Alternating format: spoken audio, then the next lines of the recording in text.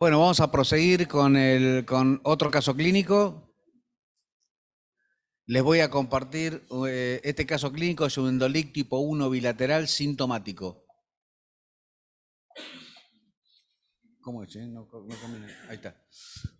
Un paciente 78 años de edad, masculino, cuyo motivo de consulta fue dolor lumbar de 48 horas de evolución, es tabaquista severo, hipertenso, dislipémico, arteriopatía periférica, coronariopatías CCG con enfermedad moderada de AICX, IVAR con endoprótesis Talent aortobiliar con el año 2007.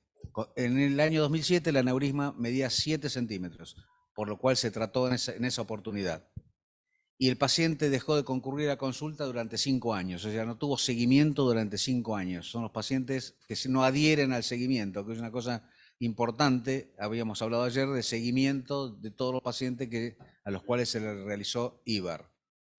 Esta es la reconstrucción 3D de la angiotc preoperatoria, fíjense, la endoprótesis con una migración distal, o sea, las ramas de la prótesis se desinsertaron de las arterias ilíacas, produciendo un endolic masivo tipo 1B.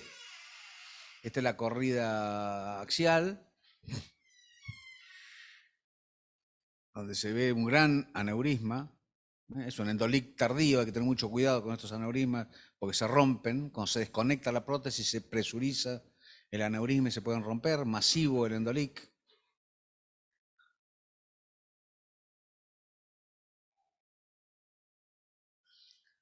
Fíjense en esta reconstrucción cómo la prótesis, que está aquí, se desinsertó de las arterias ilíacas primitivas.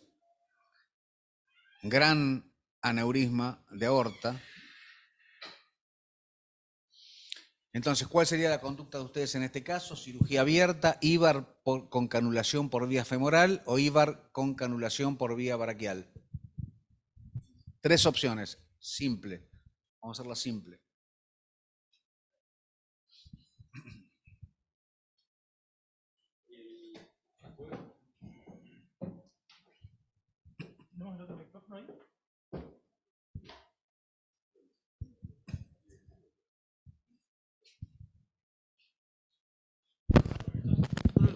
Ah, perdón. Ahí está para votar, ahí ya les muestro los resultados.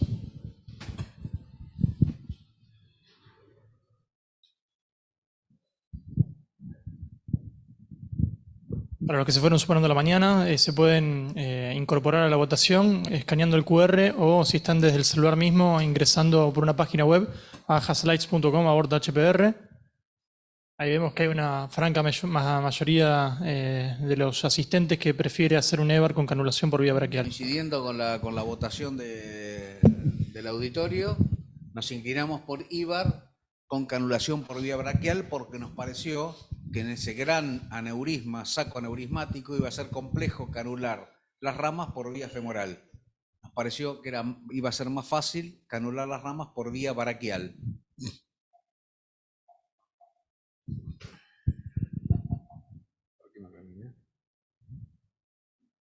Ahí va. Esta fue la planificación del caso. Esta era una endoprótesis Talent, ¿no? Más de 10 años de implantada. El cuello proximal estaba bien, no tenía endolic tipo 1A, es una cosa buena, a pesar de ser una prótesis y fijación por ganchos, son las prótesis de primera generación. Pero se desinsertó seguramente porque las ramas habían quedado poco introducidas en las ilíacas, y las ilíacas, como dijo mi amigo Carmelo ayer, cuando están ectásicas hay que tener mucho cuidado, porque tienen posibilidades de desinserción. Fíjense, tienen 18, son ectásicas, no son arterias ilíacas normales. Esta era la prótesis que tenía, pero acá se plantea una dificultad técnica, no una dificultad técnica, sino una cosa que es importante planificar. Es por eso que es muy importante tener una ficha de lo que se le colocó al paciente. Porque pasa 1 año, 2 años, 3 años, el paciente viene con problemas y dice, ¿qué le pusimos? ¿Qué prótesis tenía? ¿Jotec? Talen, Goretex, ¿qué medida tenía? 28, 14 abajo, 18 arriba. Y saber las características de la prótesis que tiene el paciente es extremadamente importante para solucionar los problemas. Y les voy a explicar por qué. Porque ustedes me dicen acá fácilmente, fíjense, yo le canulo acá la rama, ya sea por vía braquial, por vía femoral, y le coloco una extensión acá y una extensión acá. Pero no, porque la prótesis que tenía colocada termina en 20. Tenía una prótesis de 20 milímetros de diámetro distal, una Talent. Fíjense que las ramas terminan en 20, porque tienen unas arterias ilíacas ectásicas.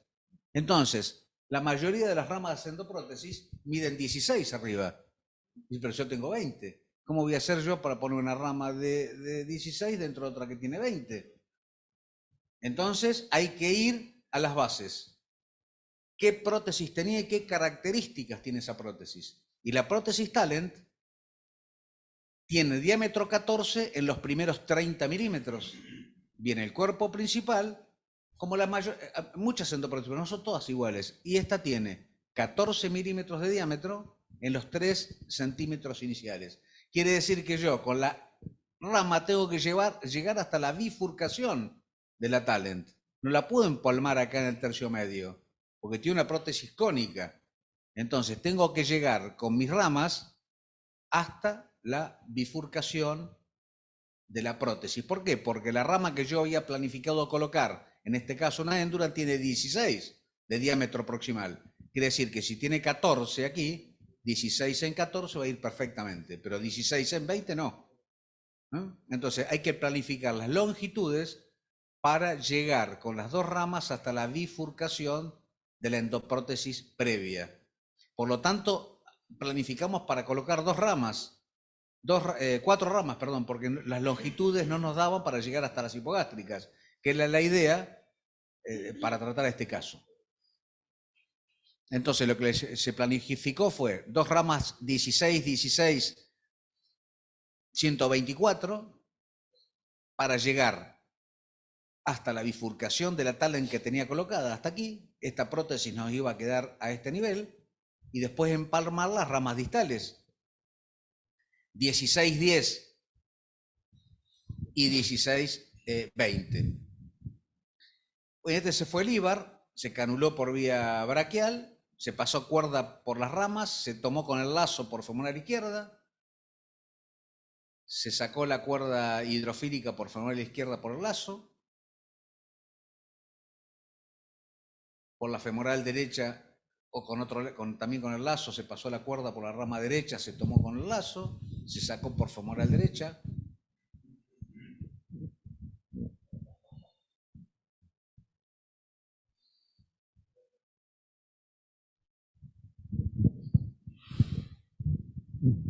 Se colocó la primera rama, acá, bueno, acá se ven las dos cuerdas, se colocó la primera rama para equilibrar los diámetros, primeras ramas de ambos lados.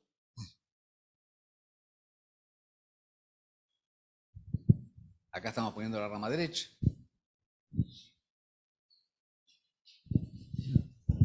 ¿Y ahí te costó entrar con la rama o entró fácil?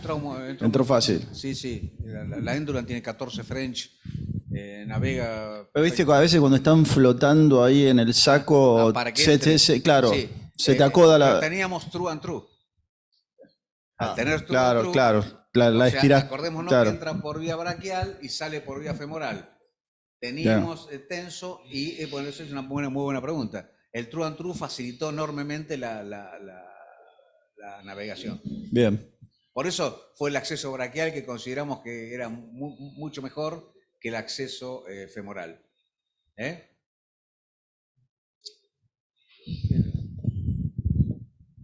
Perdón, ¿y el acceso braquial por ambos brazos? ¿Cómo? ¿El acceso braquial por ambos brazos? No, por un brazo solo. Un introductor, no me acuerdo, pero lo hicimos hace más de un año este caso, a través del introductor 8, creo. Creo que hicimos disección numeral, por el introductor 8 pusimos las 2 cuerdas.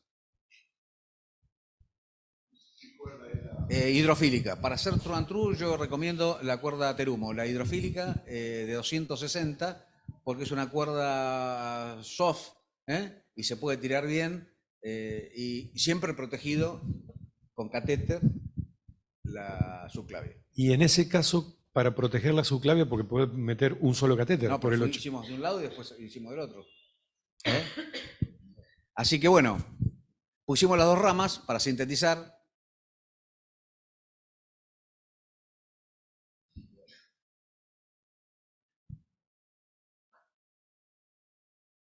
Acá la inyección para ver la hipogástrica izquierda y colocar la rama izquierda.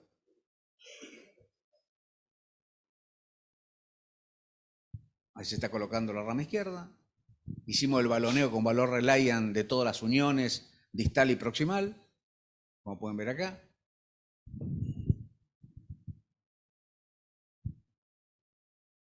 Fíjense que elegimos una prótesis 10 porque es bastante pequeña la ilíaca por encima, proximal a la hipogástrica derecha, por eso elegimos una rama de 10. Fíjense acá el balón que no se infla, parece chica, ¿no? La ilíaca.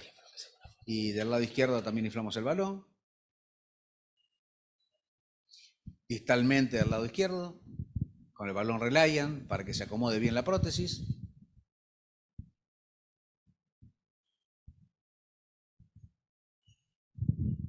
La angiografía final, con exclusión total del gran aneurisma que tenía, y la hipogástrica izquierda permeable y aterrizaje en la ilíaca chica con 10 milímetros derecha. Este es el control postoperatorio, la reconstrucción 3D, quedó muy bien.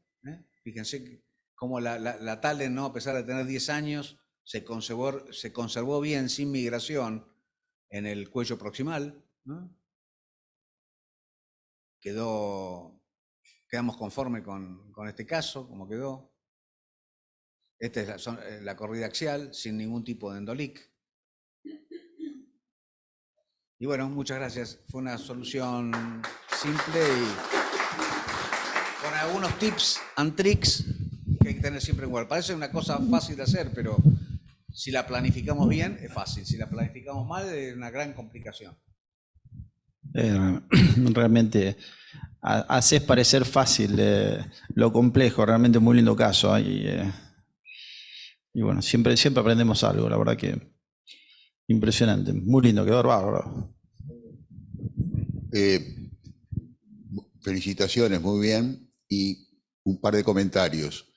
Número uno, respecto al acceso braquial, que yo creo que tiene que ser de elección como lo hiciste, y no intentar por vía femoral canular esas ramas de pequeño calibre, aunque ahí terminan en 20, contra el flujo sistólico por esas ramas. No es sencillo y uno pierde tiempo a veces intentando una maniobra infructuosa.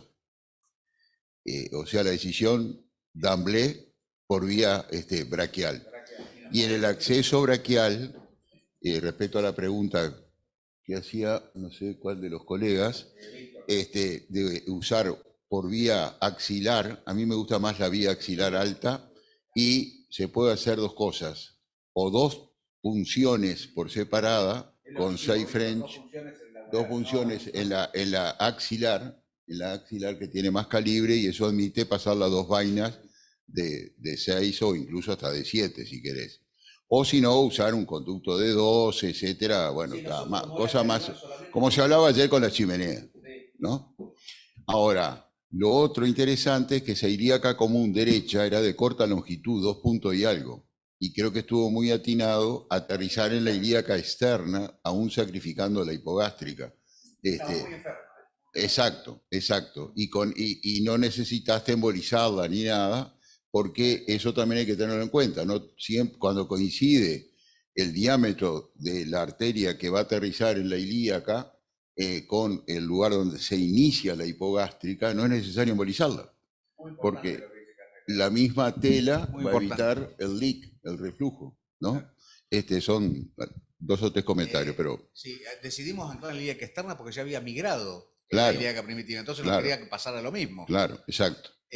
Con respecto al abordaje, con 2 introductores 5 French en la humeral, no me acuerdo, realmente no me acuerdo de los diámetros, pero fueron 2 introductores bien finos porque era solamente pasar la cuerda. No necesitamos pasar vainas ni nada, era solamente tener el abordaje proximal. ¿Alguna otra pregunta? ¿O seguimos? Bien. Bueno, vamos a presentar otro casito.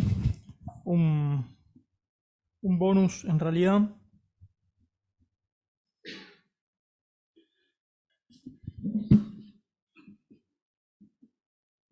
Sobre resolución endovascular de aneurisma ilíaco aislado. Se trata de un paciente de 71 años, hipertenso, extabaquista, que se hizo el diagnóstico incidental de un aneurisma ilíaco derecho, aislado, que fue creciendo con el tiempo, 30 milímetros en septiembre del 19. Una demora, digamos, en los controles por COVID que todos hemos vivenciado, con un aneurisma de más de 35 milímetros en agosto del 2021. Todo esto se había diagnosticado en contexto de un cáncer de vejiga que había hecho tratamiento quimio, radio y quimioterapia con carboplatino. Antes que sigas, les hago una pregunta, porque es raro ver un aneurisma de la ilíaca primitiva aislado sin aneurisma aórtico. ¿Puede tener relación esto con la radioterapia que recibió el paciente? Lo habían irradiado por un cáncer de vejiga, ¿no? Sí. Porque realmente pocas veces hemos visto un aneurisma de ilíaca primitiva, sí de hipogástrica, pero no de ilíaca primitiva aislado. No hay evidencia clara si la radiación produce aneurisma, pero es bastante frecuente que los pacientes que reciben radiación por cáncer de próstata y demás tengan a veces aneurismas ilíacos asociados. No hay una evidencia clara como decir la radiación produce aneurisma, pero que a veces coincide es una realidad, ¿no? No sé, Carmelo, si tenés experiencia. Dos consideraciones. La última, concuerdo con lo que dijiste respecto a la radiación. Y la segunda es que ver un aneurisma de ilíaca común así es baja frecuencia, pero aún más de baja frecuencia es que tenga un segmento proximal de ilíaca sana y un segmento distal y de ilíaca interna, porque en general estos aneurismas comprometen o llegan a la bifurcación, lo cual complejiza un poco más la resolución por vía endovascular, como si era a discutir acá, calculo. Una consideración me gustaría también hacer para el auditorio, para que recién se inician en esto, que es una pregunta frecuente que me hacen, es a partir de qué diámetro se tratan los aneurismas ilíacos y los aneurismas de hipogástrica. Los aneurismas de hipogástrica, todos los pasan por alto en general. Cuando analizan una tomografía, muchos aneurismas de hipogástrica lo pasan por alto, ni se dan cuenta que tiene aneurisma de hipogástrica. Y el aneurisma hipogástrica hay que buscarlo para ver cómo está la hipogástrica. Siempre el cerebro tiene que preguntar cuando uno analiza, ¿y la hipogástrica cómo está? ¿Está normal o está dilatada? Entonces, las guías que dicen cuándo debe tratarse los aneurismas de ilíaca primitiva. Los aneurismas de ilíaca primitiva hay consenso para tratarlos a partir de los 35 milímetros. Como los aneurismas de aorta se tratan a partir de los 55, los aneurismas de ilíaca primitiva se tratan a partir de los 35 milímetros. Y los aneurismas de hipogástrica, los que hemos vivido mucho tiempo, cuando se rompe un aneurisma hipogástrico es una cosa catastrófica, realmente muy difícil de solucionar. El paciente es tremendo, ya sea por vía quirúrgica convencional, por vía endovascular, es tremendo. Pero afortunadamente los aneurismas de hipogástrica no se rompen con frecuencia. Las guías decían que había que tratar los aneurismas de hipogástrica cuando tenía más de 3 centímetros. Pero hay un paper del año pasado muy interesante, como 800 casos recopiló una review meta-análisis interesantísimo, aneurisma de arteria hipogástrica, que dicen que los aneurismas entre 30 y 40 milímetros de hipogástrica prácticamente se rompen muy poco frecuentemente. Y recomiendan en ese paper tratarlos a partir de los 40 milímetros. Que a mí me asusta un poco, tener una aneurisma hipogástrica de 40 milímetros, pero hay que tener en mente que si bien no se rompen con frecuencia, cuando se rompen es catastrófico. Y yo creo que un diámetro de corte también para la hipogástrica, yo aconsejo los 30 milímetros. Hasta los 30 milímetros se puede esperar y más de 30, a partir de los 30 tratarlo. No sé si coincidís, Carmelo. Sí, totalmente. Y más teniendo en cuenta que si uno quiere tratarlos por vía endovascular, preservando por lo menos la arteria glútea, que todos sabemos que cuando es causa de claudicación glútea por oclusión es sumamente complejo de resolver. No voy a usar la palabra imposible porque no me gusta, pero es muy complejo de resolver y de solucionar, sea cualquier sea la etiopatogenia de esa claudicación glútea. Entonces, cuando el aneurisma es más grande, vamos perdiendo posibilidades de tratamiento por vía endovascular con algún encubierto, etc. Yo creo que sí, que esos, y en pacientes jóvenes sobre todo, cuando tienen 35, yo creo que hay que tratarlo. Y previendo que tengan posibilidad de hacerlo por vía endovascular, si no sería más discutible. Hay un comentario atrás. Un comentario y una pregunta. El comentario es que coincido con el doctor Paganini. Yo creo que son extremadamente peligrosos. Se rompen. Yo recuerdo 2 casos que son catastróficos, por un lado. Y la pregunta es, porque tuvimos un caso muy similar de cáncer de vejiga con radiación para la cirugía. ¿Es un problema que haya recibido radiación en la zona? Y para cirugía abierta, y siempre cuando hay radiación hay inflamación tisular, inflamación crónica, porque la aguda se transforma en crónica y los tejidos se adhieren. Se adhieren a los órganos vecinos. Es mucho más dificultoso a veces la disección quirúrgica y demás con una pelvis irradiada es como el cuello irradiado. Es lo mismo, es mucho más dificultoso la disección tisular cuando están irradiados los tejidos. Eso se complejiza mucho. Y aparte produce mucho más hemorragia en la disección, porque hay vasos, neovascularización y sangra todos los tejidos y demás. Para aclarar que en este caso el diagnóstico del aneurisma se hizo, digamos, en forma concomitante al diagnóstico de cáncer de vejiga. Entonces, por ahí la radiación no tuvo que ver en la etiología de este caso. Ahora, digamos, algunas reconstrucciones para poder, digamos, delimitar, digamos, justamente como comentaba Aldo, poco frecuente de encontrar un aneurisma bien localizado en ilíaca, digamos, primitiva, con un segmento sano proximal y un segmento sano distal, ¿sí? Con una extensión, digamos, un cuello proximal, digamos, una referencia proximal de 17 milímetros más o menos y distal de 12 milímetros. ¿Sí? Acá tenemos una longitud de aproximadamente 90 milímetros. Así que nos planteamos qué conducta tomaríamos. ¿Qué edad tiene el paciente? Disculpame. El paciente tenía 71 años. ¿Qué conducta tomaríamos? Importante que la evolutividad, digamos, porque este paciente lo seguimos, no es que lo tratamos inmediatamente, no, digamos, el primer momento del diagnóstico tenía 30 milímetros y 1 año y medio después había crecido a 35, por eso nos decidimos a tratarlo. Y una pregunta más, ¿el diámetro del hipogástrico cuál era? Porque es importante para decidir la conducta de las preguntas. Ahora, a ver si lo tenés, Diámetro Nacho. y longitud de la arteria hipogástrica, diámetro y longitud hasta la bifurcación de la hipogástrica. Claro, porque eso es importante cuando uno piensa en una iliac branch, tiene que tener, como toda la prótesis ramificada, requerimientos anatómicos. ¿No? Los requerimientos anatómicos para colocar una rama ilíaca tienen que tener la luz de la ilíaca, lo ideal es que tenga 4 centímetros, 15 milímetros de longitud de la hipogástrica y que el diámetro de hipogástrica sea adaptable a los stent graft que existen en el mercado, que más o menos tienen que tener 8 o 10 milímetros. Eso es como para la anatomía ilíaco branch. Sí, no tengo las medidas acá, pero sí era viable. Digamos, era viable para un iliac branch. Bien, es importante, porque de todos los aneurismas ilíacos cumplen con los requerimientos anatómicos para iliac branch el 50% de los pacientes. No todos los pacientes se le puede hacer. Volvemos a lo mismo, como todo necesita instrucciones de uso de los dispositivos y requerimientos anatómicos para realizarlo. No se puede forzar una indicación porque ahí vienen las complicaciones. ¿No? O sea, este caso yo le voy a poner y se traba todo, queda todo filtrando por todos lados. Entonces, una cosa simple se transformó en un gran problema, sobre todo en el seguimiento a largo plazo. Bien, y acá tenemos bastante repartida la opinión del público. Digamos, la mitad haría embolización de hipogástrica y angioplastia con stent forrado hacia la ilíaca externa y otro tanto una endoprótesis ilíaca ramificada.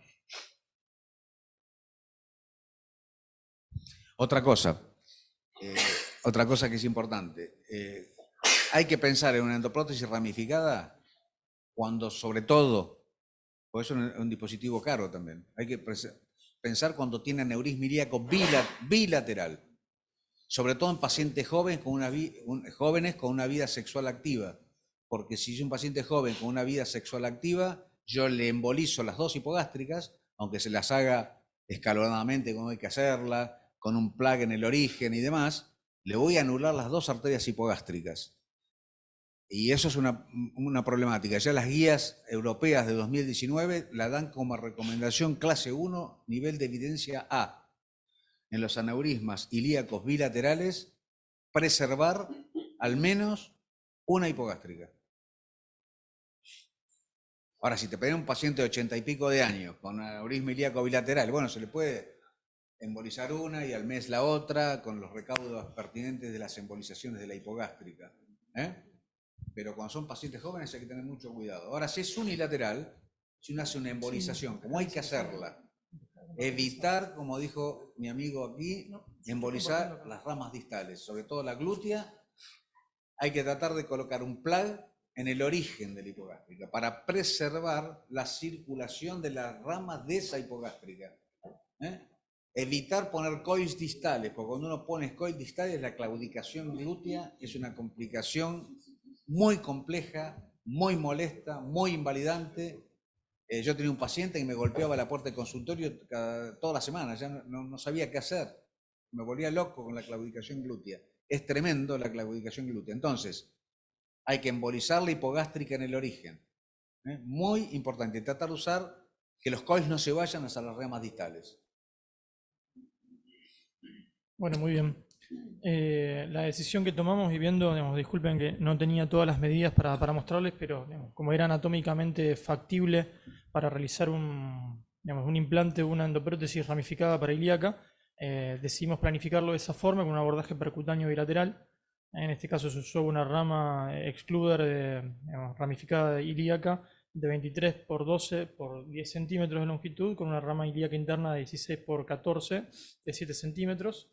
Ahora les voy a mostrar un poco el procedimiento. Acá en este caso hicimos una fusión de imagen tomográfica con la angiografía, que la verdad que nos permitió guiar y reducir la infusión de contraste.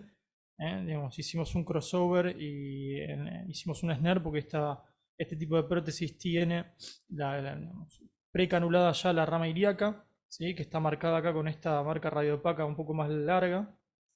Esta es la que marca la dirección de donde se va a hacer la apertura de la rama ilíaca interna.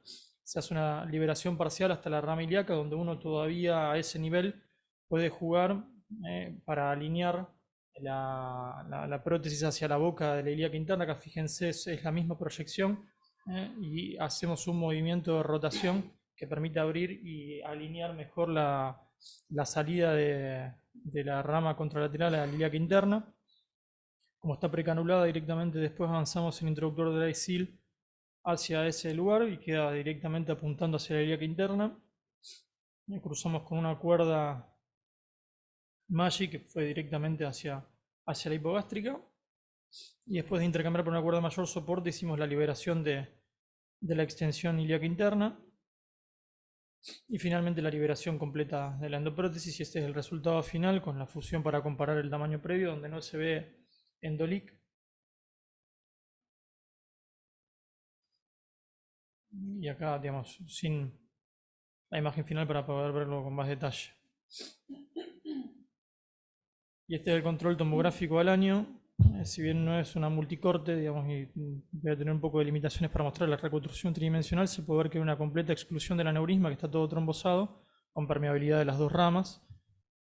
Los cortes coronales y sagitales que muestran también lo mismo, la permeabilidad de las dos ramas y el aneurisma que está trombosado, que se ve ahí. Y había disminuido el diámetro también del aneurisma. Había disminuido el diámetro del aneurisma y estas son las reconstrucciones que, bueno, como les digo, no es multicorte, la calidad de la imagen no es buena, pero se ve que el saco aneurismático está trombosado ya ahí y ambas ramas están permeables.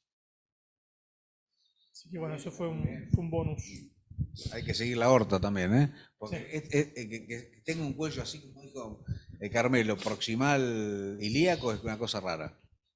Tiene que tener al menos, para que sea efectivo, 20 milímetros mínimo, y eso no se Habitualmente es de la bifurcación, el aneurisma, y casi que compromete el aorta. Hay que hacer una endoprótesis bifurcada, a pesar de que no tenga aneurisma aorta abdominal, ¿no? Hay que hacer una prótesis bifurcada y colocar la rama ilíaca. Hay que aclarar que esto es, digamos, también es off-label, ¿no? Este dispositivo está diseñado para tratar aneurismas aortoilíacos. Realmente fue una indicación off-label. Nos parecía que era un paciente muy activo. Todavía, si le podíamos preservar la hipogástrica, iba a ser bueno. Él no tenía realmente ninguna ganas de que le embolicemos la hipogástrica, se lo planteamos.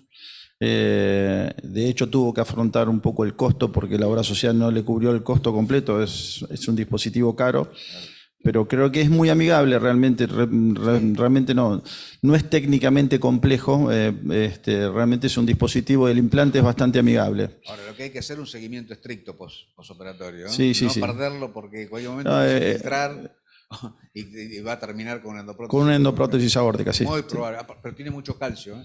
Mucho calcio en el cuello proximal, una aorta casi de Lo porcelana. vimos, porque digo, en un momento decís, bueno, le tratamos la aorta abdominal, pero la verdad que no por tiene ahora, nada. Si no filtra ahí, No. queda sellado, lo dejaría así, Bueno, sin duda.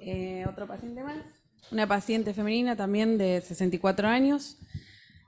Como factores de riesgo es hipertensa, extabaquista y obesa. También de forma incidental tenía como antecedente cardiovascular un aneurisma de aorta abdominal. Está reproduciendo de 81 milímetros. Era una paciente que estaba institucionalizada. Acabamos de ver viendo las imágenes detenidas. Bastante marcada la dilatación. Bien. Acá vemos la angiografía. Más o menos 10 centímetros de longitud. Bien, ahora estamos viendo el implante del cuerpo principal de un Endologic. Una vez implantado, queda cabalgado en la bifurcación. Después por el acceso izquierdo se coloca la rama de la ilíaca izquierda y se completa la extensión por perdón, se avanza por la derecha el CAF, que acá lo vemos. El resultado final, perdón. Bien, esto es una endoprótesis que en general nosotros tratamos de no usar, y la usamos solamente cuando la obra social nos obliga. Tengo que decir la verdad que es esto. De todo modo, el resultado para nosotros fue satisfactorio. No sé si tienen algo para comentar. El resultado del implante fue bueno.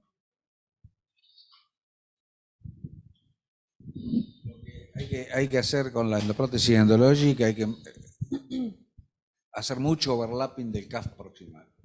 Mucho. Más de lo que aconsejan. Yo es una prótesis que, no sé, hace 10 años que no la uso, pero veo los problemas que tiene.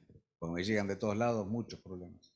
Entonces, de desacople del CAF proximal del cuerpo principal. Es muy frecuente. Yo habré visto en los últimos 3, 4 años 5 o 6 casos que me mandaron, ¿no?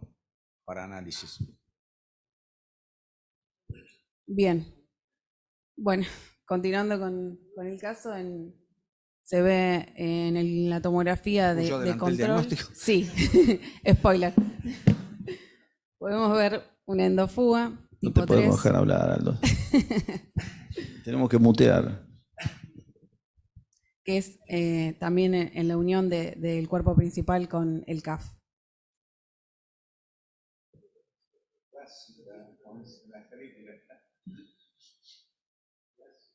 Algunas reconstrucciones, ahí tenemos las medidas. Y acá se ve claramente la fuga. Perdón. ¿No? ¿Cuánto tiene? 2 stents ahí. Sí. Por lo menos tendría que llegar Sí, claro. Sí, sí. aquí. Parece mentira, pero es No, tremendo. no sé si te parece, a veces cuando tiene poca trombosis y tiene un saco grande, me da más miedo que se desplace todavía. Por lo menos, Claro. y este era el caso, Sí. era, digamos, queda flotando ahí dentro del. Yo Flotando, sé que mueve se con van, sístole, exactamente. sístole, diástole, sístole, diástole. No es una cosa estática. Sístole, diástole, sístole, diástole. Olvídate. Por eso tiene esa problemática. Bien. Pasamos entonces a la pregunta.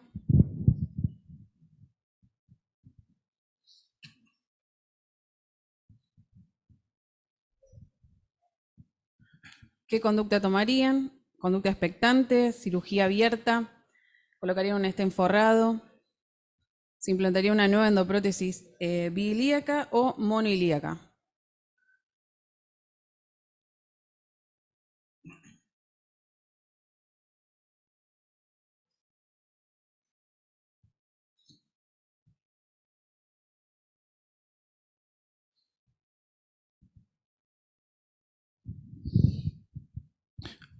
Aldo, Carmelo, ¿cómo lo tratarían? Oh, Mejor que opine Aldo, porque jamás puse una endoprótesis endologic y no. mirá, Sería un ahí atrevimiento. veo que hay dos opciones. Uno que dice stent forrado, supongo que es un CAF, una nueva endoprótesis, no un stent forrado. Stent forrado, uno tiende a pensar que puede ser un Advanta B12 o un Bigraf. Estamos hablando de una endoprótesis recta, ¿no? Cuando dice stent forrado, supongo que es eso. Y ahí dice nueva endoprótesis bilíaca, y no es menor, 16.67%, una nueva endoprótesis aortobilíaca. En este caso es muy complejo por una endoprótesis aortobilíaca, porque la mayoría de las endoprótesis modulares que tendría la indicación en este caso, tiene cuerpo principal 50 milímetros de largo, y la rama contralateral 35. La mayoría de las endoprótesis son 85 de longitud. Y acá se tiene que abrir toda una endoprótesis dentro de otra y ya es bastante problemático. Yo el 1667 no pensaría en esa opción por problemas técnicos que pueden ser complejos. Otra cosa a tener en cuenta con la endoprótesis endologic es que el stent está por dentro, el alambre está por dentro de la tela está por fuera. Cuando uno sube cuerdas y catéteres se pueden ir por dentro del stent y quedar la cuerda pasada por el stent.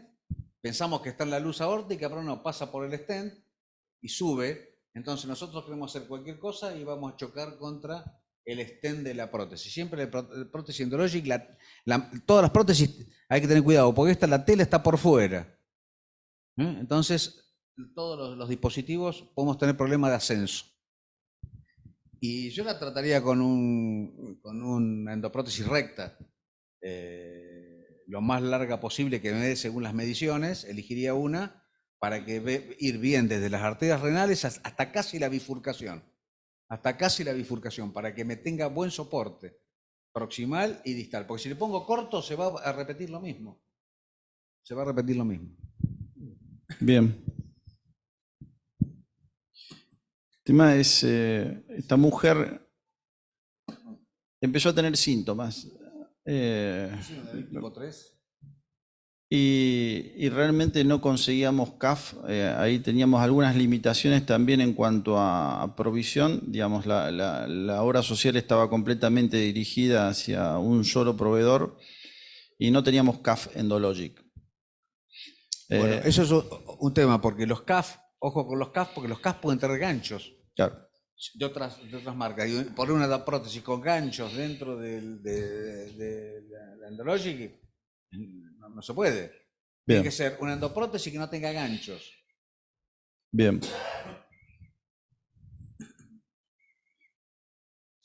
Bien, entonces lo que se decide es implantar un stent cubierto. Pusimos lo que teníamos para salir del paso, que realmente no era lo ideal porque es bastante corto. No pusieron una extensión. No lo conseguimos. Pero el stent andrastete, ¿qué largo? No me acuerdo. No sé si lo tenés ahí, Cami.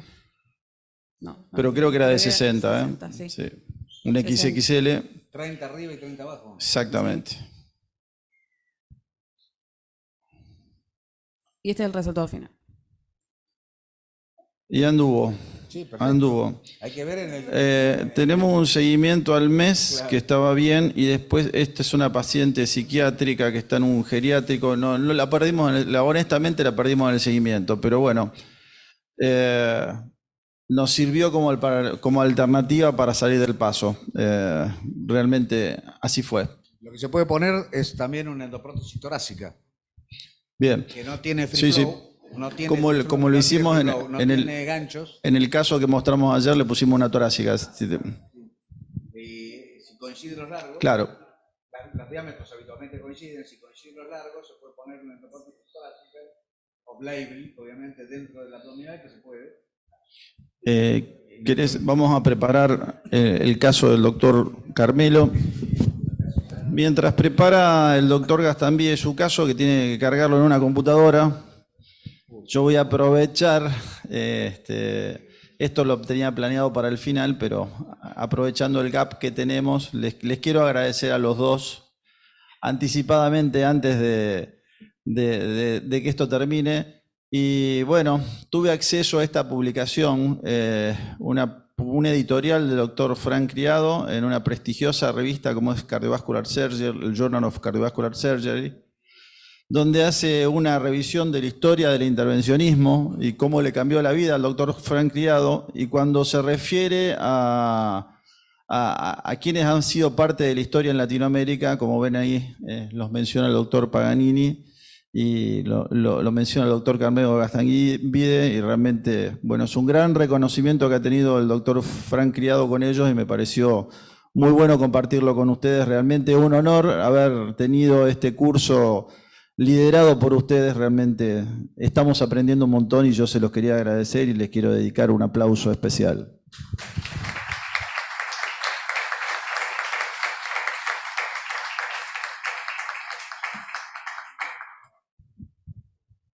Bueno, muchas gracias. Muchas gracias, Claudio, muchas gracias a todos. Realmente este gesto de nuestro común amigo, el doctor Criado,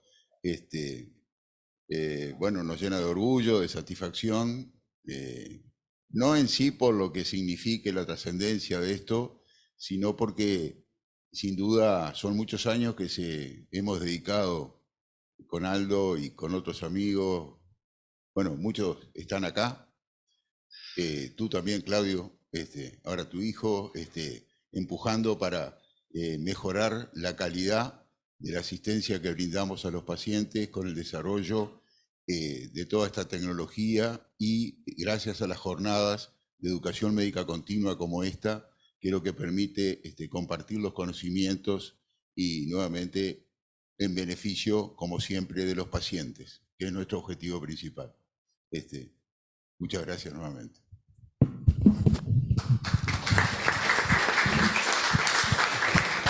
Sí, realmente le agradecemos al doctor Criado, un gran amigo nuestro de tantos años. Y bueno, nosotros, no sé si tuvimos la suerte o la no suerte de ser pioneros en el sentido de que hicimos los primeros casos y hacíamos casos que duraban 8 horas de IVAR simple, porque los dispositivos eran tremendos, tenían muchas complicaciones, teníamos una experiencia, la experiencia fue progresiva, muchos dispositivos eran caseros, los fabricábamos, y bueno, y así fuimos avanzando. Vinieron las prótesis de primera generación, que ya fueron una revolución, salieron en el año 2000, lideradas sobre todo por Medtronic con la endoprótesis Talent, la primera Talent, Cook con la Zenith y Gore con la Excluder. Fueron las 3 primeras endoprótesis de primera generación que nos permitió salir de las endoprótesis caseras fabricadas en casa. Y eso fue un logro muy importante porque ahí fue la revolución. Los casos hacían pocos casos. Durante la década del 90 hicieron pocos casos, aislados. Se hacía un caso y era una revolución cuando se hacía. Pero a partir del año 2000 fue exponencialmente aumentando por la aparición las endoprótesis bifurcadas off the shelf, o sea, estandarizadas. Y bueno, después vinieron las endoprótesis de segunda generación, las de tercera, y ya estamos en las endoprótesis de cuarta generación. Por eso las guías NICE que yo comenté ayer, que se basan en la recomendación, en los trials que se hicieron en los principios del año 2000, que eran con las endoprótesis de primera generación. Entonces los trials que se hicieron, los resultados por ahí no eran tan buenos como los que están ahí ahora. Entonces, todos dicen que bueno, hay que hacer nuevos trials con los dispositivos más modernos. Así que bueno, de ahí tengo la entrañable amistad con el doctor Gastambide. Hemos compartido muchos casos, congresos, lugares, y bueno, y con todos los médicos que están ahí, que también son entrañables amigos, ¿no? Y el doctor Sigalini también, porque no es tan joven. Comenzamos ¿cuánto? ¿15 años? ¿Verdad? 2005. Un poquito más. Conmigo 2005 más o menos. O sea que tenemos una historia también que contar, ¿no? Así que por eso tiene tantos casos. Nos abrumó con los casos. Parece la Cleveland Clinic. Bueno, muy bien. Bueno, vamos a compartir este paciente que en realidad, como van a apreciar a continuación, es un compendio de utilización de recursos para solucionar el Endolic tipo 1A. Muchos de ellos se han tratado y discutido a lo largo de estas estas horas de trabajo que hemos estado aquí. Hombre de 73 años, AAA infrarrenal, 21 del 10 2013, control clínico e imagenológico, como están apreciando allí, buena fijación proximal, el aneurisma excluido, buena fijación distal, 2014 el control, todo ok. Control 2017 ahora, o sea, 2013, 2017, 4 años. Entonces ya ustedes están apreciando lo que se está viendo claramente y no precisa que lo señale, ¿eh? Un enorme Endolic tipo 1A. Bueno, ahí se planteó entonces qué plan terapéutico podemos utilizar. Y bueno, se concluyó en colocar una extensión proximal que, como ya se mencionó acá, mide 70 milímetros de diámetro, 72 o algo así, con un free flow proximal, y posiblemente complementarla con endoanchors, o sea, se planificó de esta manera. Y marzo del 18, vieron que muy diferido todo, y ustedes dirán, ¿por qué demoraron tanto que se le va a romper el aneurisma? Bueno, porque en Uruguay no es sencillo implementar muchas veces los recursos, y en esa época, 2017 menos, porque, como mencionaba creo ayer, el sistema de salud no nos brindaba los recursos y lo tenían que proveer los pacientes. Recién a partir del 2018 se financian las endoprótesis convencionales y se está en esa puja para que incorporen los endoanchor a las herramientas, porque creo que todavía no lo pagan, ¿verdad? Bien, marzo de 2018 decía, entonces ahí, ¿qué pasó? Perdón. Acá estamos poniendo, bueno, ahí se confirma el Endolic allí a la izquierda. Vamos a pasarlo de nuevo. Perdón. Tenés el puntero. Ahí está la angiografía y allí apreciaron claramente el Endolic a la derecha de la pantalla. Ahí quedó un poco suspendido todavía. Bueno, se colocó la endoprótesis entonces, la extensión, perdón, y no fue per se efectiva para controlar esto, por lo cual pasamos a colocar los endoanchors. En esta época, estamos hablando de marzo del 18, 4 años para atrás, recién estábamos comenzando la curva de aprendizaje. Y creo yo que si bien están apreciando ustedes, el puntero es el rojo, ¿no? Que acá hay uno que uno mira así, parece que estuviera bien colocado, quizá esté. Este otro la maniobra de dirección no fue la correcta, etcétera. Bueno, finalmente se colocaron 4 endoanchor, pero quedamos antes del control totalmente insatisfecho de cómo había quedado esto, ¿verdad? Por consiguiente, lo que les voy a mostrar a continuación, no te rías, Aldo, que te da mal. Lo que voy a mostrar a continuación era altamente esperable, ¿verdad? Altamente esperable. Ven que no se ve nada, quedó bien.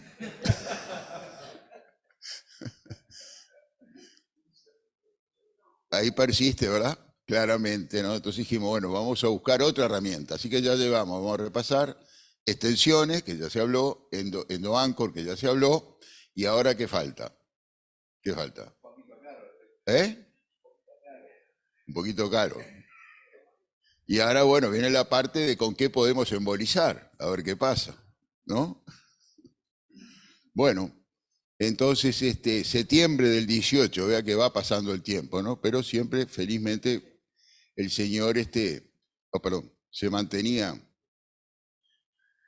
mantenía plan terapéutico, entonces, embolización con Onyx, que fue lo que se hizo. Y ahí están viendo el catéter guía, el microcatéter Rever telescopado de lejos, quizá no se aprecie bien, y se comenzó a inyectar, como siempre, de distal hacia proximal. Y ahí tienen ustedes cómo quedó en el control abril del 19. Ahí se ve mejor cómo rodea todo el Onyx, se explaya muy bien, se extiende muy bien. Y bueno, y acá vamos a ver ahora el control. Es importante que no confundirse porque el Onyx es radiopaco. Sí, ahí está. Parece que tiene el Onyx, pero es el Onyx. Ahí está. Claro. Exactamente. Te adelantaste a la imagen. Espectacular. Para hacer el reconocimiento. Bueno, hasta aquí entonces dijimos estamos contentos. Y realmente estuvimos contentos un tiempo. Bueno, julio del 20. Esta es la gran pesadilla. Esta es mi peor pesadilla. Bueno, por eso para broche para cerrar, casi. Esta era la peor pesadilla, dice Aldo. No, creo que los que están conectados no lo habían escuchado. Dios mío. Bueno, paciente asintomático, ¿no? Es más, hasta algún obsequio de algún licor y todo, ¿no? Como se estila. ¿Verdad? La gente es agradecida. Bueno, la angiotomografía de control. Entonces observan que sector proximal bien, el Onyx. Y acá se ve esto flotando, pero que no le dimos trascendencia, el saco enorme. Y lo que se ve acá, claramente un endolic tipo 1B. Y con esta imagen los voy a dejar, porque acá perdimos un poco de vista al paciente.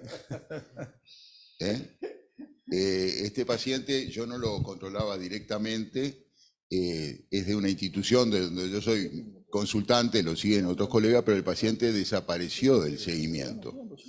Y lamentablemente, ¿cuál fue el epílogo este año? Fíjense en que julio del 20, hace un par de meses atrás, vino al servicio de emergencia con el aneurisma roto. Con el aneurisma roto. Se intentó solucionar el endolic tipo 1B por vía endovascular. En definitiva se terminó en una laparotomía, porque por distintos motivos logísticos, y el desenlace no fue satisfactorio.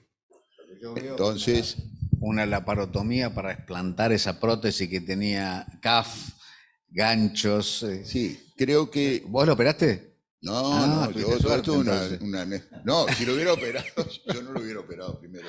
Tremendo. Imposible Técnicamente. Pero no. Absolutamente complejo. En el año 2007 tuvimos una paciente muy parecida a que habíamos implantado la prótesis por el año 2001, 2002. Era alérgica al medio de contraste, rechazaba total. Cada vez que tenemos que hacer un estudio contrastado, más allá de toda la planificación y preparación, etcétera, se ponía bastante inquieta. Se controló un primer año y después dejó de controlarse. Menos, se hizo una sola tomografía en el postoperatorio normal y desapareció del seguimiento. O sea, siempre a partir de ahí empezamos a insistir y escuchábamos en otras partes la fidelidad del paciente con el seguimiento es fundamental. Es decir, uno le explica las cosas, pero de la mejor manera posible en su comprensión, pero no siempre cumplimos el objetivo. Y esa señora decía, vino con el aneurisma roto y lo que se hizo en la laparotomía no es explantar la prótesis, es suturarle Dacron convencional, que se puede suturar muy bien a la prótesis proximal y distal en la ilíaca.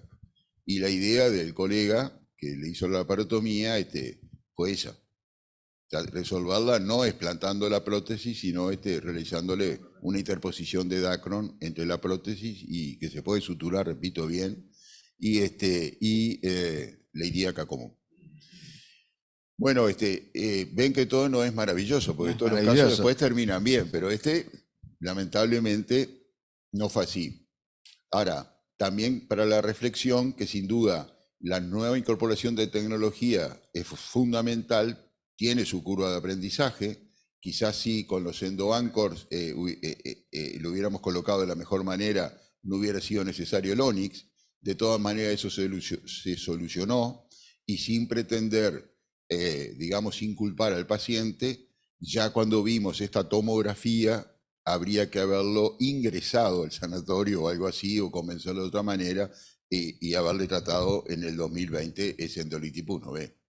Porque con ese tamaño de aneurisma, con esa clara imagen de endolitis tipo 1B, de parte nuestra, del grupo, creo que hubo un error, ¿verdad? Muy interesante. A veces aparecen estos pacientes que uno lo empieza a tratar y siguen con problemas, con problemas. Por eso se transforman en la peor pesadilla, ¿no? Que pasan 2 o 3 años y uno no le puede ofrecer algo que le pueda solucionar el problema. Nos pasa a todos. Bueno, creo que tenemos un bonus track, el doctor Aldo Paganini, que ahora esta mañana no quería saber nada.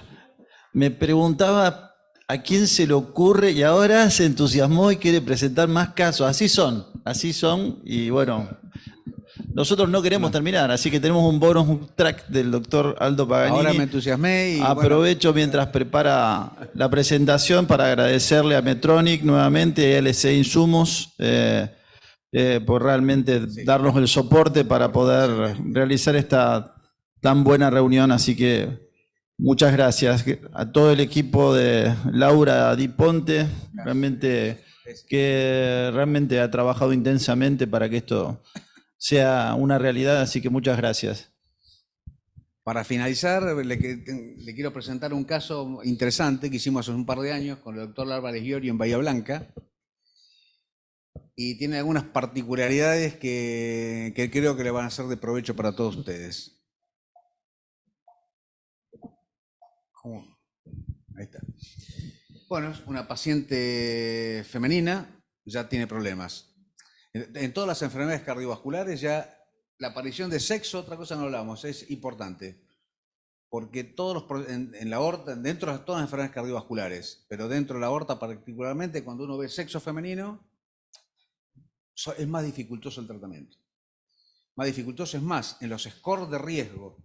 En los scores de riesgo que hay, está el score de riesgo de la New England, como están los scores de riesgo para cirugía coronaria, y el score de riesgo clínico para ofrecerle a un paciente o cirugía abierta de la aorta abdominal o tratamiento endovascular, sobre todo cuando se hacía más cirugía abierta.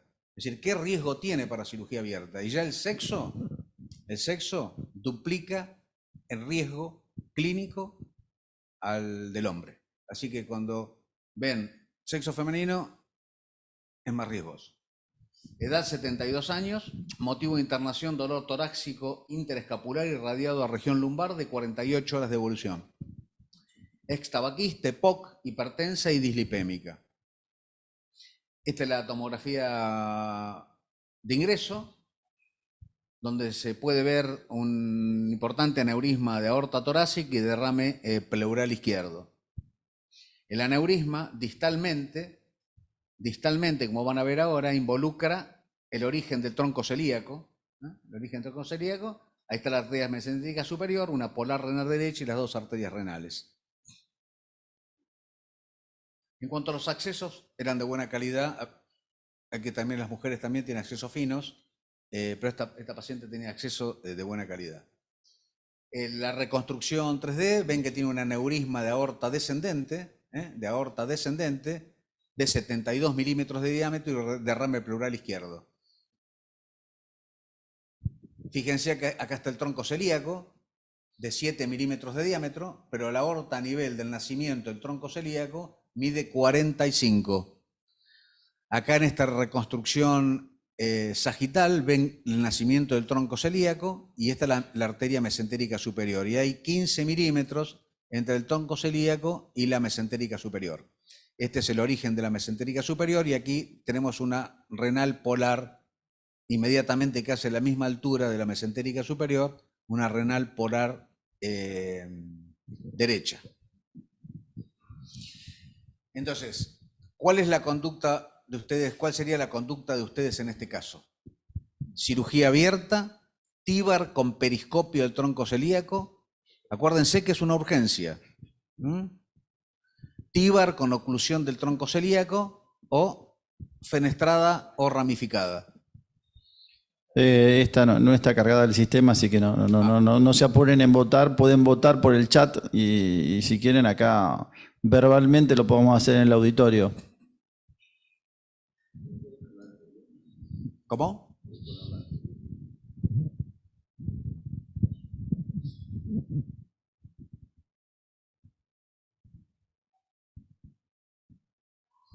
Yo realmente nunca lo he hecho, pero creo que en una urgencia le ocluiría el tronco celíaco, Aldo. No, si es una urgencia, creo que le cubriría el tronco celíaco. Muy bien. Sí, justamente yo estaba pensando en lo mismo y quería ver esta imagen, pero lamentablemente no me aclara el tema. Es verificar por la angiografía o con la arteriografía intraop, ¿no? Una vez hechos los abordajes, la circulación colateral, porque es muy común que haya muy buenas anastomosis con la mesentérica superior y con eso entonces uno tiene la cierta tranquilidad espiritual que le cubrimos el tronco celíaco y todo va a andar fenómeno, ¿no? Es extremadamente importante lo que dice mi amigo acá, Carmelo. De fundamental importancia, yo le diría. Esa es la pregunta que hay que hacerse para tratar este caso, que es una urgencia. Pero esa es la pregunta muy importante. Entonces nosotros no hicimos esa pregunta que se está haciendo mi amigo. Pero él es un poco ansioso y se adelantó. No, bueno, como ser una urgencia, nos pareció que era una endoprótesis ramificada era muy complejo y era una paciente bastante comprometida, es decir, hacer una cosa rápida que salvara el problema. Entonces evaluamos hacer TIVAR con oclusión del tronco celíaco. Entonces, ¿qué planificación se decidió? Hacer tratamiento de urgencia, TIVAR en zona 3, anclaje proximal en zona 3, salvando la subclavia izquierda, evaluación angiográfica de la arcada gastroduodenal para evaluar conexión del tronco celíaco con la arteria mesentérica superior y realizar oclusión del tronco celíaco, muy importante. Hay que evaluar la circulación colateral de la arcada gastroduodenal, porque si es insuficiente y uno ocluye el tronco celíaco puede producir una necrosis hepática aguda con óbito en las 48 horas posteriores a la cirugía, una complicación gravísima. Si la conexión es adecuada, plug oclusor en el origen del tronco celíaco para evitar el endolic tipo 2 y TIVAR con 2 endoprótesis, valía captivia con anclaje proximal, como les dije, en zona 3 y distal en zona B2. La zona B2 es entre la arteria de tronco celíaco y la arteria mesentérica superior. Afortunadamente, este paciente tenía 15 milímetros de aorta saludable, sana entre el tronco celíaco y la arteria mesentérica superior, por los que nos inclinamos por esa opción terapéutica. Íbamos a cubrir toda la arteria, toda la aorta descendente. Vimos ayer en la charla de isquemia medular que cuando uno va a cubrir más de 20 centímetros de aorta descendente, tiene que proteger la isquemia medular. Lo hicimos en este caso con drenaje líquido cefalorraquídeo, se le colocó a la paciente drenaje líquido cefalorraquídeo, y el anclaje distal, ya nos surgió la pregunta, como dijo Carmelo, si se podía en este caso ocluir el tronco celíaco, y para eso siempre tenemos que recurrir a ¿qué? A las bases. ¿Y cuál es la base? La anatomía. La anatomía, hay que conocer perfectamente la anatomía. Entonces, fíjense, tronco celíaco, la arteria esplénica, la arteria hepática. La arteria hepática, la primera gran rama descendente de la arteria hepática es la arteria gastroduodenal. Y la arteria gastroduodenal se divide en dos, las pancreático-duodenales superiores, que se tienen que conectar con las pancreáticos duodenales inferiores, ramas de la mesentérica superior. Si esta arcada está conservada, nosotros podemos ocluir el tronco celíaco aquí y por la arcada de las pancreáticos duodenales inferiores respetar la circulación hepática. Por lo tanto, el tronco celíaco se puede ocluir con relativa seguridad. Todo en medicina no es, se puede ocluir con seguridad. Con relativa seguridad, en casos de urgencia o en pacientes de alto riesgo con aneurismas que no tienen una adecuada zona de anclaje distal en la aorta supracelíaca. Siempre que exista una adecuada conexión entre el tronco celíaco y la mesentérica superior a través de la arcada gastroduodenal, demostrada por angiografía selectiva del tronco celíaco y de la mesentérica superior. Fíjense lo que dice la bibliografía con respecto a si se puede o no ocluir el tronco celíaco. No hay mucha bibliografía, pero la mayoría de la bibliografía dice eso. Se puede ocluir con relativa seguridad siempre y cuando la arcada gastroduodenal entre la mesentérica superior y el tronco celíaco esté respetada. Este paper, tanto como este, dicen exactamente lo mismo. O sea, el soporte bibliográfico dice lo mismo. Entonces, vamos al caso que hicimos entonces, que anulamos selectivamente la mesentérica superior y el tronco celíaco. En este caso con un catéter vertebral por vía femoral y en este caso con un catéter cobra también por vía femoral. ¿Y qué vemos? Aquí es una angiografía de la mesentérica superior y esta es una angiografía del tronco celíaco donde se ve la arteria hepática, la gastroduodenal, que tiene conexión con la arteria mesentérica superior. O sea, demostramos angiográficamente que hay una conexión buena entre la gastroduodenal, rama de la hepática, con ramas, las pancreático-duodenales, rama de la mesentérica superior. Se hizo la embolización del tronco celíaco con un placo oclusor, como pueden ver aquí, para evitar el endolic retrógrado tipo 2, y vamos a pasar con la prótesis por aquí, para anclarla inmediatamente proximal a la mesentérica superior. Si dejamos abierto el tronco celíaco que desemboca, nacía de la zona neurismática, vamos a seguir seguramente endolic tipo 2 retrógrado, por lo tanto se colocó un plaque en el origen del tronco celíaco. Muy importante también que sea en el origen. No podemos avanzar con la embolización hacia distal porque ya comprometemos la arteria gastroduodenal. Tiene que ser en el origen. Acá fue colocado exactamente en el origen. Y siempre es recomendable hacerlo con un plaque y no con coils, porque los coils, si no son muy precisos, pueden migrar hacia distal y nos ocluye toda la arteria hepática. Entonces tiene que ser preciso con un oclusor en el origen.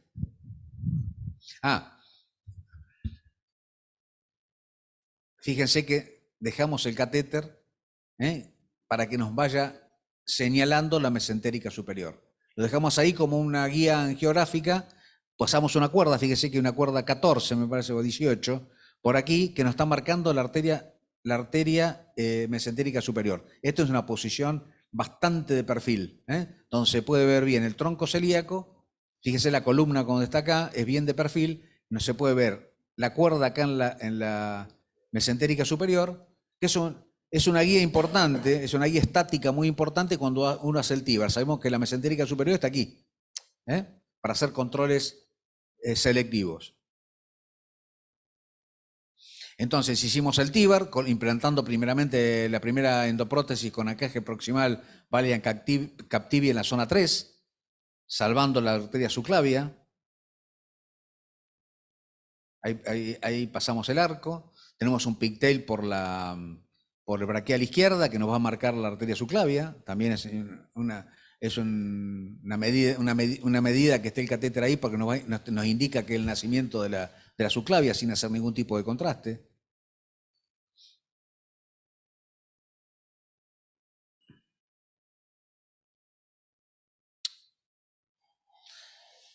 Implantamos la primera prótesis, luego se implantó la segunda endoprótesis, pero aquí hicimos una prótesis larga, un buen overlapping, pero trabajábamos sobre todo con la marca distal. La marca distal teníamos un cuello de 15 milímetros, o sea que había que aprovecharlo en su totalidad. Y es bastante complejo a veces aprovechar, es más fácil aprovechar arriba que uno puede mover, y abajo también si uno puede mover, pero cuando abrió arriba ya mover abajo es bastante complejo, no se puede mover.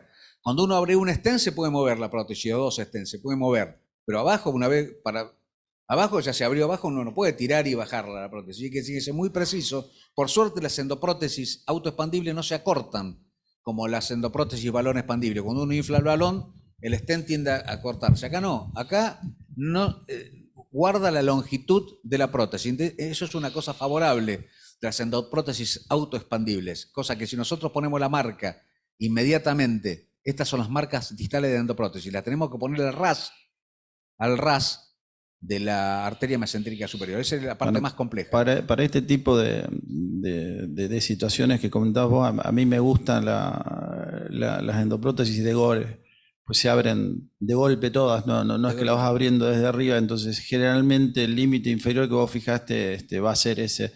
Creo que es un gran beneficio de ese tipo de apertura que tiene, especial, que creo que es la única que lo tiene. Sí. Pero no se acorta, ¿eh? Si uno es muy preciso. No se acorta. Sí. Fíjense, acá marcamos. Sí, en realidad que cuando uno va liberando arriba va corrigiendo, pero digamos acá ya no puedes corregir más. Una vez que empezaste ya. Exacto. Por eso hay que trabajar con esta marca. Arriba no me importa. Aldo, una pregunta técnica. Cuando vos estás haciendo esa maniobra de liberación, ¿no te conviene no solo tener canulada la mesentérica, sino incluso por ahí con una guía por si? ¿Tiene una guía? Ah, no la. Sí, no la tiene una guía, viste que la mostré que en la guía nos marcaba fíjate, voy a volver para atrás. No la veía. Tiene una guía, mesentérica. porque es 14 la guía, no se ve bien acá. Perfecto. Entonces, trabajamos con estas marcas, que son las marcas distales, tenemos el catéter en la mesentérica superior. Entonces podemos hacer controles para ver exactamente que estas marcas queden al ras, sin ocluirla, al ras de la mesentérica, y también tenemos una guía. Si tenemos un accidente y le ocluimos, podemos hacer una maniobra de colocarle un stent en la mesentérica para abrirla. Es importante también tener la cuerda, como dice acá Tito, porque si no después perdemos la posición y se complica. Entonces, liberamos, fíjese que acá está el plaque del tronco celíaco. Acá está el catéter de la mesentérica. Fíjense que las marcas quedaron exactamente, increíble, quedaron exactamente en el origen de la arteria mesentérica superior sin ocluirla.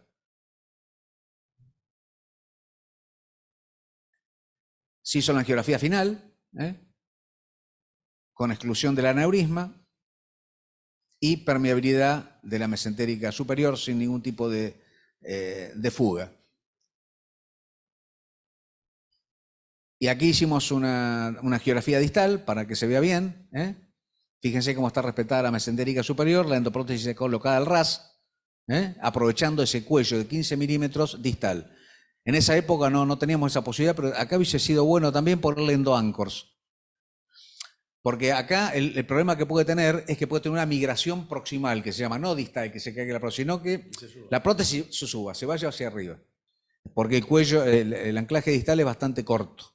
Entonces, si uno pone endoanchors, 6 endoanchors, en ese sector nos va a estabilizar, aparte de mejorar el sellado, nos va a estabilizar y nos va a impedir que la prótesis haga esto y tenga una migración distal. Bueno, la evolución clínica fue favorable, sin complicaciones, la paciente asintomática y se fue de alta rápidamente. Se hizo un control postoperatorio, acá tiene la corrida axial, donde se ve la exclusión total del aneurisma, de la aorta descendente, el plug, la mesentérica superior permeable, y bueno, distalmente, bien. Fíjense acá en esta reconstrucción sagital, se ve perfectamente bien, y fíjense acá qué interesante, acá está el plug, acá están las ramas de la arteria hepática, la gastroduodenal, y la mesentérica superior, que es esta, nace exactamente al ras de la endoprótesis. Este es un corte axial, fíjense el plug, que bien que se ve acá, un corte axial a este nivel, fíjense, acá está el plug y cómo están respetadas las ramas de la arteria hepática. Bueno, muchas gracias y espero que... Es una cosa que no sucede frecuentemente, pero a veces en urgencias tenemos que usarla. Y siempre es una herramienta más para tener presente. Muy bien, Aldo. Felicitaciones. Dos comentarios. Uno ya lo hiciste vos al pasar, la indicación del endobancor justamente en este tipo de situaciones, tal cual lo dijiste vos. Y segundo, un pequeño tips.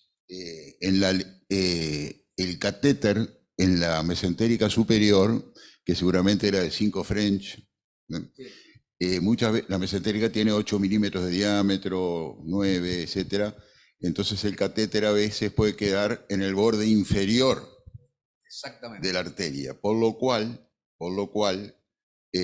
muy correcta la arteriografía, pero quizás antes de completar la liberación, o sea, antes de que se desenvaine y se suelte totalmente la prótesis, ahí hacer la arteriografía. Sí. Porque tal cual cuando vimos ahí, en la angiografía, el catéter estaba tal cual decíamos, en el borde inferior de la arteria y se pudo, felizmente no pasó, haberse ocluido. Entonces sí, la arteria, porque vos podés, antes de liberarla, si ves que la vas a ocluir, empujarla un poquito hacia arriba y hacer la liberación de otra manera.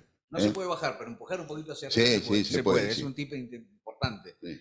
Otra cosa que se puede hacer, si tiene una mesentérica de 8 milímetros, inflar un balón de angioplastía de 8 milímetros en la mesentérica.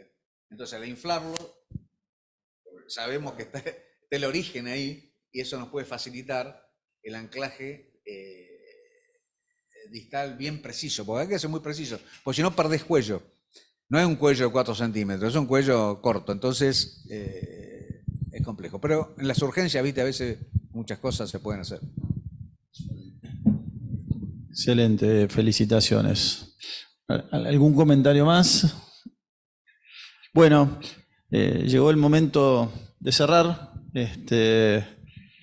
Yo les quiero agradecer a todos los que asistieron en forma presencial, en forma virtual. Realmente nos ha seguido una importante cantidad de gente, todavía hay 30 casi conectados. Realmente hemos podido mantener el interés en forma permanente. Creo que todos estamos muy satisfechos, los que lo organizamos, los que asistieron, realmente hemos aprendido un montón. Y realmente les quiero volver a agradecer a Aldo y a Carmelo, realmente yo lo disfruté mucho. Una vez me tocó compartir, una pequeña época de mi vida con el doctor Favaloro, cuando me entrené haciendo hemodinamia en el Güemes, y Favaloro era un genio, era un tipo sencillo, y no le gustaba a la gente acartonada, y en una época había un cardiólogo clínico que era realmente muy reconocido, muy admirado por muchos, pero no era sencillo para nada. Y un día René, que le encantaba leccionar a la gente más joven, me agarra del hombro, pues yo hablaba bien del cardiólogo clínico, y me dice, flaco, dice, los genios son sencillos. Me quedó, y realmente hemos compartido 2 jornadas con 2 genios que tienen una sencillez y un don de gente que es admirable, y realmente lo he disfrutado mucho y se los agradezco mucho. No solamente por los conocimientos, sino por la calidad de personas que son, y realmente eso lo valoramos mucho. De nuevo, agradecer a los sponsors, agradecer al Comité de Docencia y Capacitación del Grupo Grama, que colabora con nosotros para desarrollar esas actividades.